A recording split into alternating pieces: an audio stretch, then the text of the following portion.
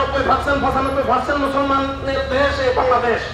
এখানে আউল ফাউল বাউল এবং কাদিয়ানীরা তারা ইসলামের ভেষ করিয়া, ইসলামের পরিচয় দিয়া ইসলামের বিরুদ্ধে কটূক্তি করবে, আল্লাহর বিরুদ্ধে কটূক্তি করবে, আল্লাহ রসুলের বিরুদ্ধে কটূক্তি করবে।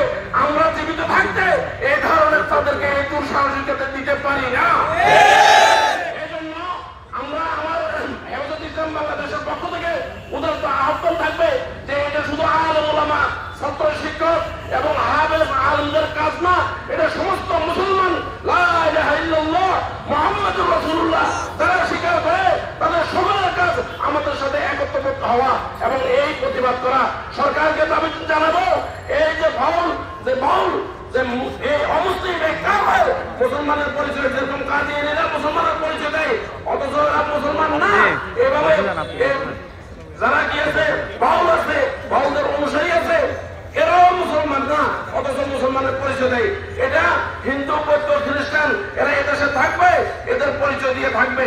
এইভাবে যারা বাউল আছে এরাও মুসলমান না, ও মুসলমানের পরিচয় ধারণ করতে পারবে, মুসলমানের পরিচয় ধারণ করতে দেশে তৌহিদি জনতাকে পরিষ্কার ভাষায় জানিয়ে দিতে চাই, যদি এই আউল হাউল বাউল এই সমস্ত ছাগলগুলিকে যদি ফাঁসি কাটতে ঝুলানো না হয় তাহলে এই দেশে তৌহিদি জনতা তারাই তাদেরকে ফাঁসিতে ঝুলাবে।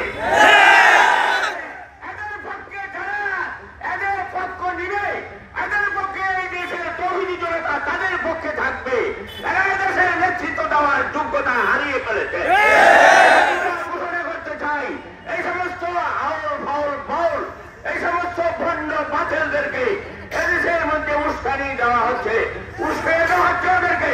এদের উস্কানি দাতাদেরকেও আমরা চিহ্নিত করতে হবে।